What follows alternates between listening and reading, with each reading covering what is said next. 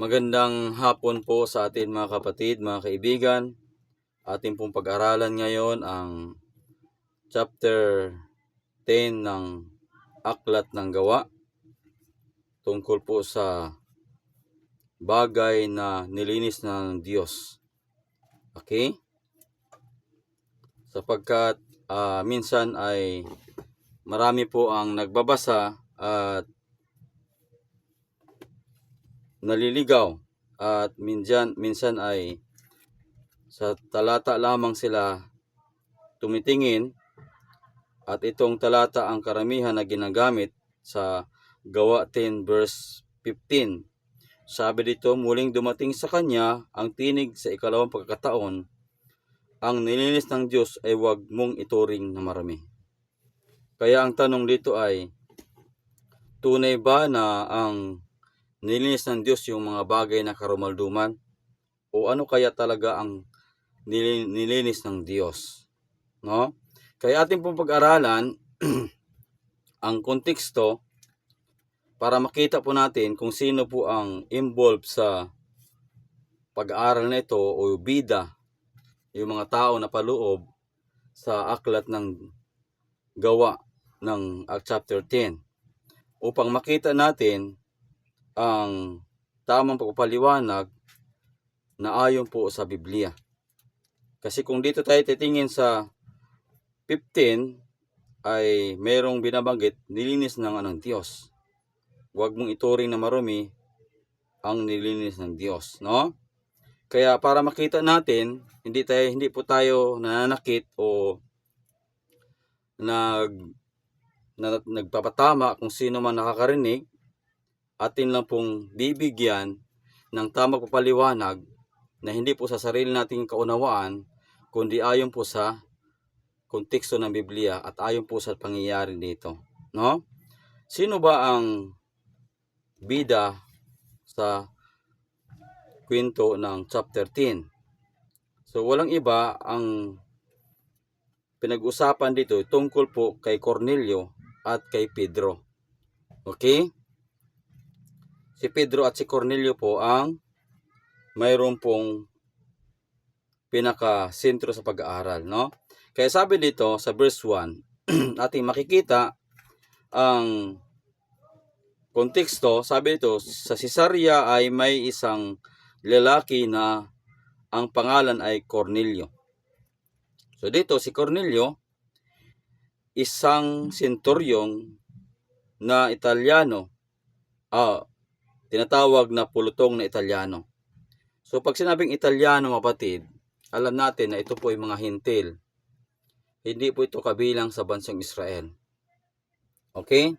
At kapag nagbanggit ang hintil tungkol sa mga Hudyo, hindi po yan pwede magsama ang Hudyo at mga hintil. Kasi po, ang hintil, si Cornelio ay hintil, ay ang tawag dyan sa mga Hudyo ay hindi tuli. Okay? O karumaldumal sa kanilang pananaw. Pananaw ng mga Hudyo ay hindi tuli sapagkat ang tuli ay mga Hudyo. At alam natin si Pedro ay isang Israel o Hudyo. At si Cornelio po ay hindi po siya Hudyo, hintil po siya. Pero itong karakter ni Cornelio ay mayroon po siyang pagkakilala mayroon po siyang takot sa Panginoon. Okay? Sabi sa verse 2, isang taong masipag sa kabanalan at may takot sa Diyos, kasama ang kanyang buong sambahayan. Naglilimos ng marami sa mga tao at laging nanalangin sa Diyos. Kaya dito si Cornelio, yun po yung kanyang ginagawa, no? Mayroon siyang takot sa Diyos, masipag sa kabanalan, at ang buong sambahayan niya, siya matulungin, naglilimos ng marami sa mga tao at lagi siyang nanalangin sa Diyos. Sa verse 3, minsan nang may oras na ikasiyam na araw, nakita niyang maliwanag sa isang pangitain ng isang anghel ng Diyos na dumating at nagsabi sa kanya, Cornelio. So mayroong isang anghel na dumating, tinawag si Cornelio. Siya'y tumindig sa kanya na may pagkatakot na nagsabi, "Ano iyon?" Ito yung sagot ni Cornelio. "Ano iyon, Panginoon?" Sinabi ng anghel, sinabi sa kanya, "Ang mga panalangin mo at iyong mga limos ay umakyat bilang alaala sa harapan ng Diyos. Ngayon magsugo ka ng mga tao sa Jopa at ipatawag mo ang isang Simon na tinatawag na Pedro." Ito yung utos ng anghel. Siya'y nanuluyan kay Simon, isang tagapagluto ng balat, na ang bahay ay nasa tabi ng dagat. Kung si Simon Pedro ay nandoon sa Jopa, nakatira din siya sa kanyang tinitirahan, yung pangalan ding Simon. Okay? Na tagapagluto ng balat. At ang bahay ni Simon na tagapagluto ng balat ay nasa tabi ng dagat. Ayan, no? Ayan.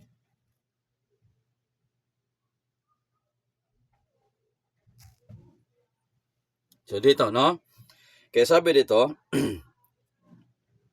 nang umalis na ang anghel nakausap sa kanya, tinawag niya ang dalawa sa kanyang mga alila at ang isang tapat na kawal mula sa mga naglilingkod sa kanya.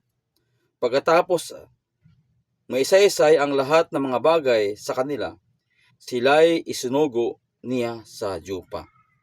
Sa verse 9, nang sumunod na araw, nang may oras na ikasiyam, samantalang sila'y naglalakbay at malapit na sa lungsod, si Pedro ay umakyat sa taas ng bahay upang manalangin.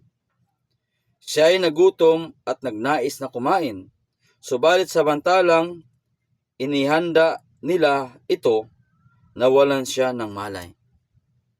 Ayan. Sa verse 11, at nakita niyang bumukas ang langit at may isang bagay na bumaba tulad ng isang malapad na kumot na ibinaba sa lupa na nakabitin sa apat na sulok. Sa verse 12, naroon ang lahat ng uri ng mga hayop na may apat na paa at ang mga gumagapang sa lupa at ang mga ibon sa papawid. Kaya alam natin to, yung mga hayop na ito yung mga karumal-dumal. No? Sabi to, naroon ang lahat ng uri ng hayop na may apat na paa at ang mga gumagapang sa lupa at ang ibon si papawid. Ito yung mga karumal-dumal na ipinagbabawal ng Panginoon. Sa verse 13, dumating sa kanya ang isang tinig, tumindig ka, Pedro, magkatay ka at kumain. Sa verse 14, subalit sinabi ni Pedro, hindi maari, Panginoon, sapagkat kailanman ay hindi ako kumain ng anumang bagay na marumi at karumal-dumal. Dito, si Pedro talaga ay hindi kumakain yan. Sa 15, muling dumating sa kanya ang tinig sa ikalawang pagkataon, ang nilinis ng Diyos ay huwag mong ituring na marumi. Kaya, kung dito ka lang titigil, kapatid, maaring ang maisip mo na ang karumal-dumal yung nilinis ng Diyos. Okay? So, ating pong ituloy para makita natin yung kasagutan. Kasi si Pedro ay nagkaroon siya ng pangitain. Sa verse 16, ito'y nangyari ng 3 ulit at ang bagay ay agad binatak pataas sa langit. Sa 17, samantalang naguguluhan si Pedro sa kanyang sarili kung ano ang kahulugan ng pangitain na kanyang nakita. Ibig sabihin, gustong alamin ni Pedro kung ano ang ibig sabihin yung kanyang pangitain. Kasi siya ay nanalangin sa bubungan ng kanyang bahay at nakita itong mga bagay na ito. At naguguluhan siya sa kanyang sarili kung ano ang kahulugan ng pangitain ng kanyang nakita. So may kahulugan po ito. Kaya hindi po tayo basta-basta mag-conclusion na ang nilinis ng Diyos ay yung mga bagay na karumal-dumal. Kasi ito po ay pangitain. Kaya sabi dito, samantalang naguguluhan si Pedro sa kanyang sarili kung ano ang kahulugan ng pangitain na kanyang nakita, anong nangyari? Biglang dumating ang mga taong sinugo ni Cornelio. Ayan, dumating. Nang may pagtanong ang bahay ni Simon, tumayo sila sa harapan ng pintuan. Dumating na yung isinugo ni Cornelio na sinabi ng anghel kay Cornelio. Okay? Tumawag sila upang magtanong kung si Simon na tinatawag na Pedro ay nanunuluyan doon. Samantalang iniisip ni Pedro ang tungkol sa pangitain, habang iniisip niya yon, dumating yung mga sinugo ni Cornelio, sinabi sa kanya ng Espiritu, inutusan siya ng Espiritu Santo, tingnan mo, may 3 taong naghahanap sa iyo. Sa verse 28, tumindig ka, bumaba ka at sumama sa kanila na walang pag-atubili sapagkat sila'y aking isinugo. Ayan, sinugo sila ng Espiritu Santo. Kaya anong ginawa ni Pedro? Sa 21, bumaba si Pedro at sinabi sa mga tao, ako ang hinahanap ninyo. Ano ang dahilan ng inyong pagparito? Kaya sabi ni Pedro, ano ang dahilan? Ako yung hinahanap ninyo, ako si Pedro. Anong dahilan? So, ito yung saysay ng mga taong sinugo ni Cornelio. Sabi sa dito, sinabi nila, si Cornelio na isang senturyon, isang taong matuwid, na may takot sa Diyos, at may mabuting patutuo sa buong bansa ng mga Hudyo, ay pinagbilinan ng isang banal na anghel na ikaw ay patawag sa kanyang bahay upang marinig ang iyong salita. Ibig sabihin, kailangan sila makakarinig ng salita na dadalhin ni Pedro upang aralan sila.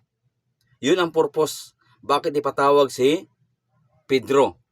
Kaya pinatawag siya ng anghel. Kasi si Cornelio, hindi niya pa kilala ang paano ang kaligtasan. Okay? Kaya sabi dito, kaya't sila'y pinatuloy niya at naging kanyang panauhin. Kaya pinatuloy sila ni Pedro. Nang sumunod na araw, bumangon siya at umalis kasama nila. At siya'y sinamahan ng ilang kapatid mula sa Jopa. So, si Pedro, sinamahan siya ng mga kapatid na Kristiyano. Hindi, anim na kapatid na sumama kay Pedro. Kasama doon sa pagpunta kay Cornelio. Ulitin ko mga no? Kaya't sila, sabi to, bumangon siya at umalis kasama nila.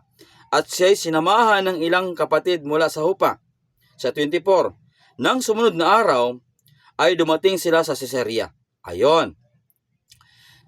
Sila'y hinintay ni Cornelio at tinipon ang kanyang mga kamag-anak at ang kanyang malalapit na kaibigan. Kasi nga, inaabangan ni Cornelio ang pagdating ni Pedro. Kaya, inihanda ni Cornelio ang buong sambahayan niya. Okay? So, sa 25, pagpasok ni Pedro, sinalubong siya ni Cornelio. At anong ginawa ni Cornelio? At nagpatira pa sa kanyang panan at siya sinamba. Nung magtagpo sila ni Pedro, kasi doon sa gate, pumasok siya, sinalubong siya ni Cornelio at ginawa ni Cornelio, nagpatira pa, sinamba si Pedro. Ayan. Ngunit pinatayo siya ni Pedro na sinabi, tumayo ka, ako man ay tao rin. Kaya nga hindi pwede sambahin ang tao. Kung kinikilala niya si Kristo tao, hindi siya pwedeng sambahin. Ang Diyos lamang ang sasambahin. Kahit ang anghel ay hindi pwedeng sambahin. Sa Revelation 19 verse 9 hanggang 10, no? Ang Diyos lang ang sinasamba.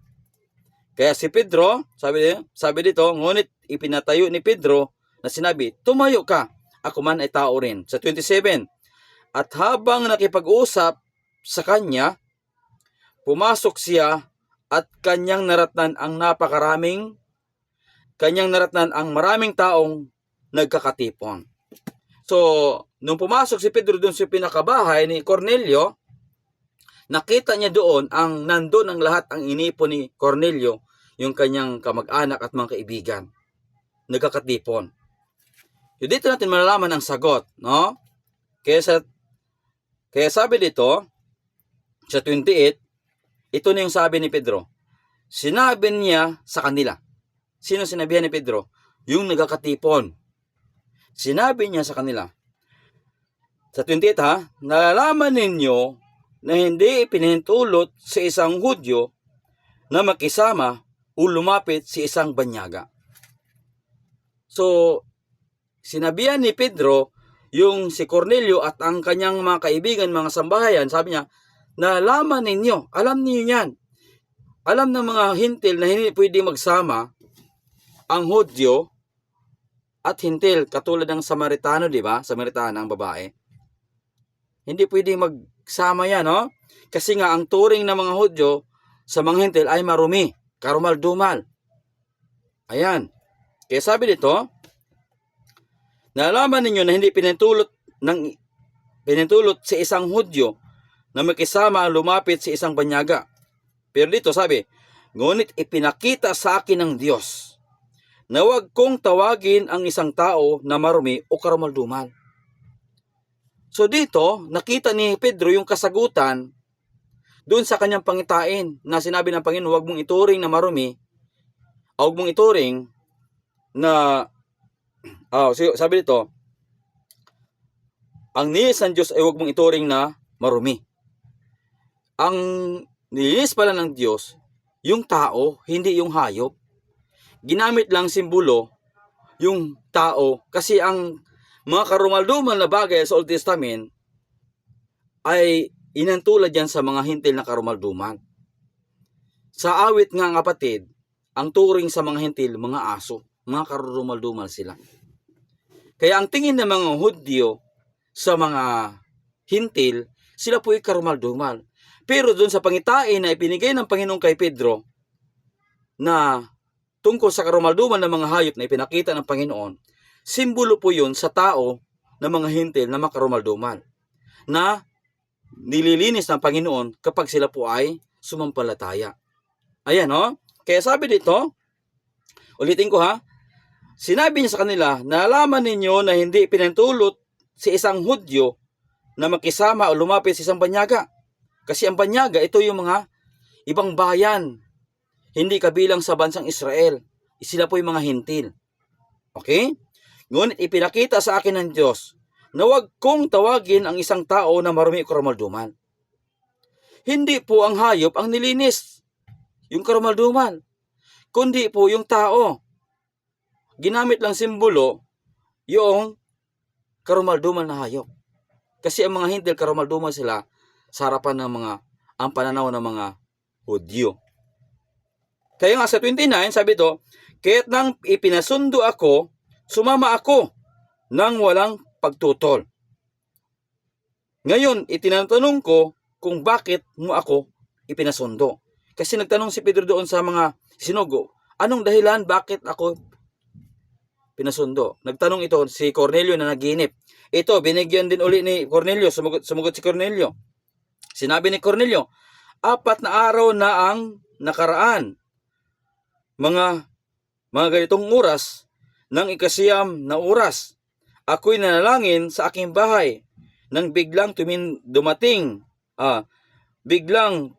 tumindig sa harapan ko ang isang lalaki na may nagniningning na damit. Ito yung anghel.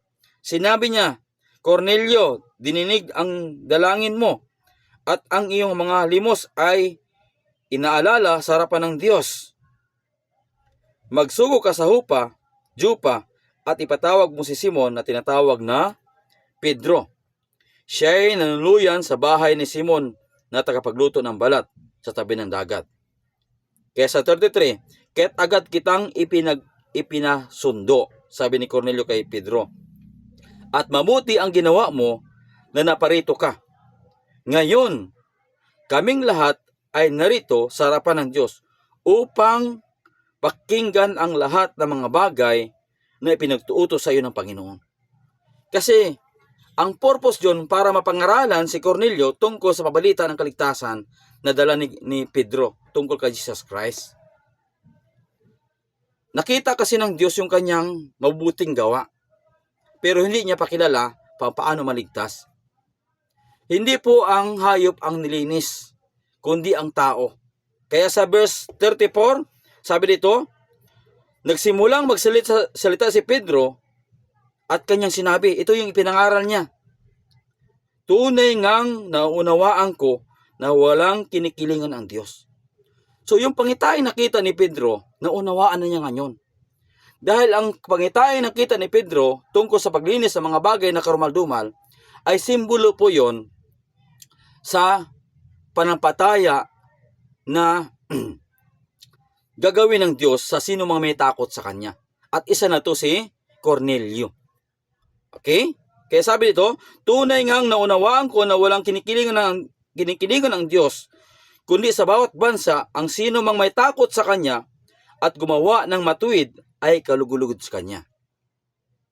Kaya nga kapatid, mga kaibigan, kung babasahin po natin ang aklat ng Gawa, huwag po tayo doon sa verse na tinatawag na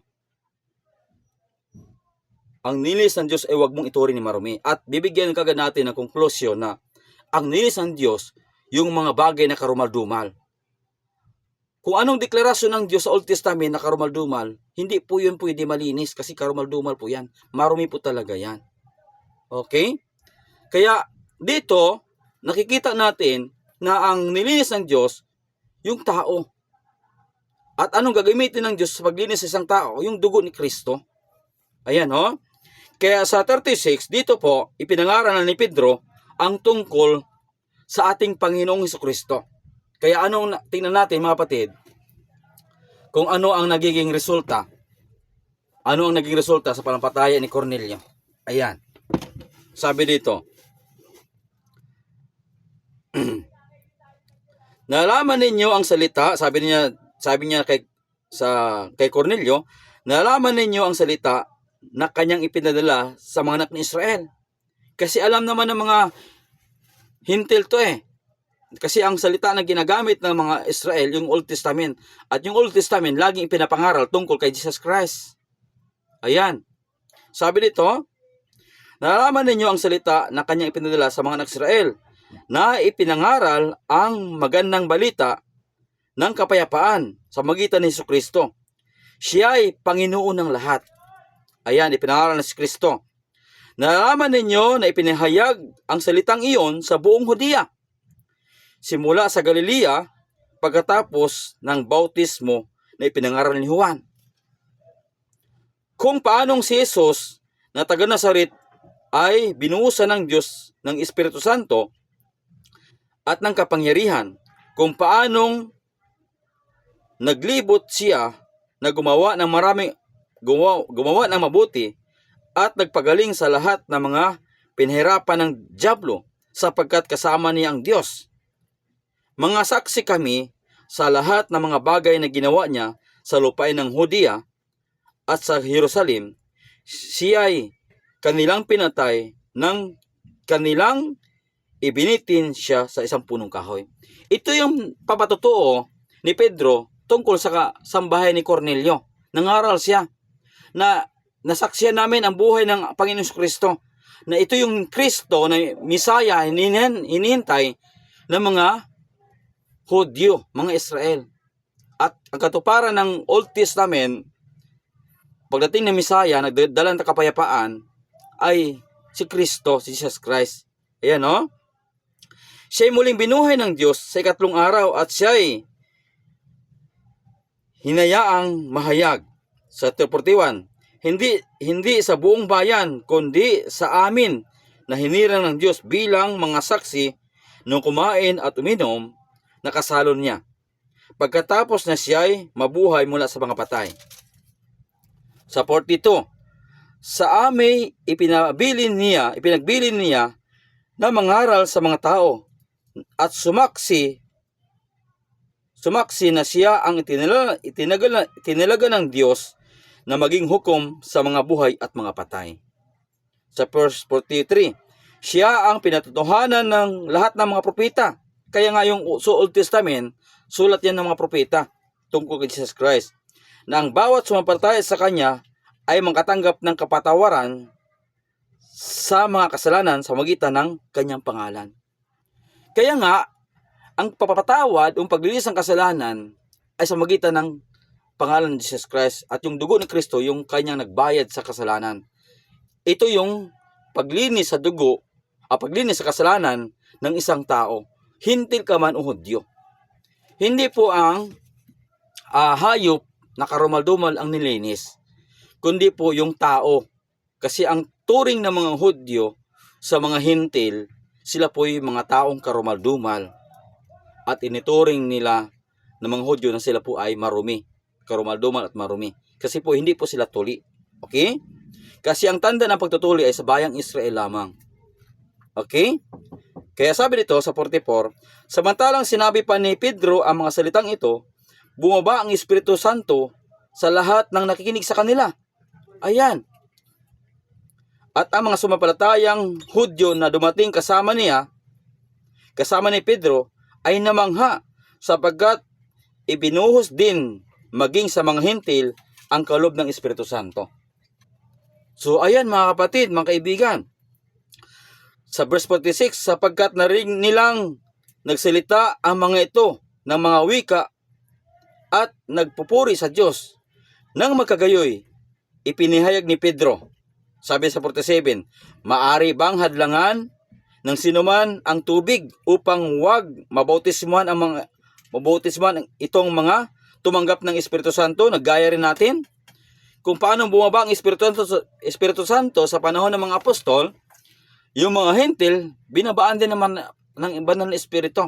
At nakita ito ni Pedro. No? Kaya, at kanyang inutusan sila na bautismuhan sa pangalan ni Jesucristo. Pagkatapos siya ay pinakiusapang nilang manatili na mga ilang araw. So, dito po mga kapatid, yan po yung konteksto na pag-aaral. Makikita po natin sa kasaysayan kung anong nangyayari. Kaya kung ating titignan, kukunin natin ang Biblia na tayo na po ang may-ari ng Biblia. Tapos, pag binasa natin, parang tayo na sinabihan ng Diyos. Hindi natin alamin ang kalagayan noon at ang konteksto ng ating binabasa. Ay maliligaw po tayo. Kaya marami pong naliligaw sa ating panahon ngayon. Nagtatayo ng mga relihiyon sa sanlibutan at kumukuha ng mga teksto sa Biblia at itinuturo sa tao. At feeling nila yung kanilang itinuturo mula sa Diyos, pero po mali po sa konteksto. Kaya mag-ingat po tayo mga kapatid. Kaya titignan natin mga kapatid, anong nangyari nung nabalitaan ng ibang mga Hudyo ang ginawa ni Pedro? Sabi dito sa 11, nabalitaan ng mga apostol at ng mga kapatid na sa Hudiya na tinanggap din ng mga hintil ang salita ng Diyos. Kaya't nang umahon si Pedro sa Jerusalem, ay nakipagsundo sa kanya ang mga nasa panig ng pagtutuli. Okay? Okay, ulitin ko kapatid. Kaya't nang umahon si Pedro sa Jerusalem, ay nakipagtalo sa kanya ang mga nasa panig ng pagtutuli. Yung mga Hudyo, tuli, nakipagtalo kay Pedro. Anong sabi nila? Na sinasabi, bakit pumunta ka sa mga taong hindi tuli at kumain na kasalo nila? Ayan. Itong mga apostol sa Jerusalem at yung mga kapatid doon, nakipagtalo kay Pedro, sabi, bakit ka kumain kasalo nila? Mga karumal-dumal yung mga taong yan. Pero anong sagot ni Pedro? Basahin natin. Ngunit si Pedro ay nagpasimulang magpaliwanag sa kanila ng sunod-sunod na sinasabi. Okay, mamaya, sandali. Malapit na matapos. Okay, sandali lang ha. Yan. Sabi dito ni Pedro, nagbigay si Pedro ng paliwanag. Sabi niya, inulit niya yung pangyari. Sabi niya, ako'y nanalangin sa bayan ng Jopa, habang nasa kawalan ng malay, ay nakakita ako ng isang pangitain na may isang bagay na bumaba gaya ng isang malapad na kumot na sa apat na sulok ay inihugos mula sa langit at bumaba sa akin. Nang tingnan ko iyon, ay nakita ko ang mga hayop sa lupa na may apat na paa at mga hayop na mababangis at mga hayop na gumagapang at mga ibon sa papawid. Nakarinig din ako ng isang tinig na nagsabi sa akin, Tumindig ka, Pedro, magkatay ka at kumain. Subalit sinabi ko, hindi maari, Panginoon, sapagkat kailanman ay walang anumang marumi o karumaldumal ang pumasok kailanman sa aking bibig. Ngunit sumagot sa ikalawang pagkataon ang tinig mula sa langit. Ang nilinis ng Diyos ay huwag mong ituring na marumi. Ito'y nangyaring 3 ulit at muling binatak ang lahat ng mga iyon pag-akyat sa langit. Nang sandaling iyon, may dumating na 3 lalaki sa bahay na aming kinaroonan na mga sinugo sa akin buhat sa Caesarea. Inutos sa akin ng Espiritu na ako'y sumama sa kanila at huwag mag-atubili. At sinamahan din ako nitong 6 na kapatid. So, 6 na kapatid yung sumama kay Pedro. At pumasok kami sa bahay ng lalaki. Si Cornelio yon. Kanyang isinaysay sa amin kung paanong nakita niya ang anghel na nakatindig sa harapan ng bahay.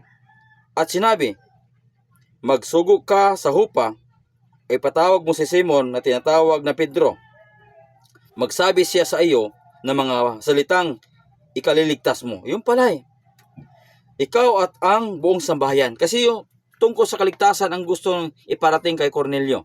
Sa 15, nang ako'y magsimulang magsalita, bumaba sa kanila ang Espiritu Santo na kung paanong bumaba rin sa amin noong una.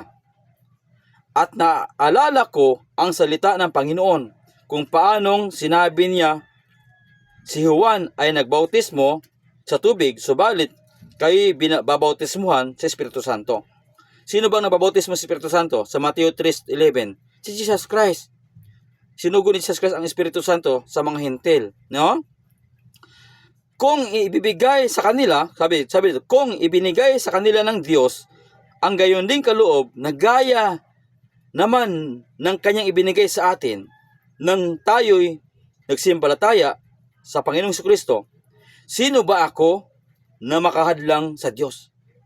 Sino ba ako? Ito yung pagtatanggol na ginawa ni Pedro sa kanyang kapatiran sa Jerusalem. Okay, sa mga apostol. Kaya anong response ng mga apostol? Nang marinig nila ang mga bagay na ito, tumahimik sila at nilulhati nila ang Diyos na sinasabi, kung gayoy, binigyan din ng Diyos ang mga hintil ng pagsisisi tungo sa buhay. Kaya po mga kapatid, mga kaibigan,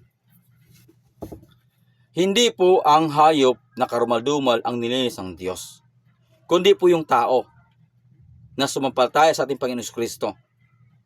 Kaya ang karumaldumal po sa Old Testament, hanggang ngayon, manatili pong karumaldumal po yan. Hindi po yan ang nilinis ng Diyos. Hindi po makakain ang karumaldumal. Baboy, hindi po yan pinapakain. Karumaldumal po yan.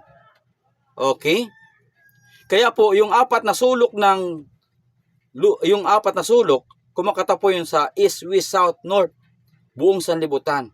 Kung sino mong may takot sa Panginoon at gumawa ng matuwid, ay hindi ititangin ng Panginoon. Okay? Kaya dito po natin nakikita na ang tao po ang nilinis ng Diyos sa magitan ng kanyang dugo. Ang bagay na marumi, ang mga hayop na karumaldumal, ay natili pong karumaldumal po iyon. Nawa ang mensaheng ito ay magbigay sa atin ng tamang pagkaunawa na huwag natin baluktutin ang Biblia. Huwag natin basta-basta basahin ang Biblia na kapag nakabasa tayo ng teksto, kung pabor sa atin, tayo na kaagad ang nagbibigay ng konklusyon na ito'y tama na. Bigyan po natin ng tamang pagpaliwanag ayon po sa konteksto at sa kasaysayan noon. So nawa mga kapatid, mga kaibigan, ay magbigay sa atin to ng pagpapala ang mensaheng ito. Maraming salamat. Pagpalain po tayo ng Panginoong Hesus. God bless po.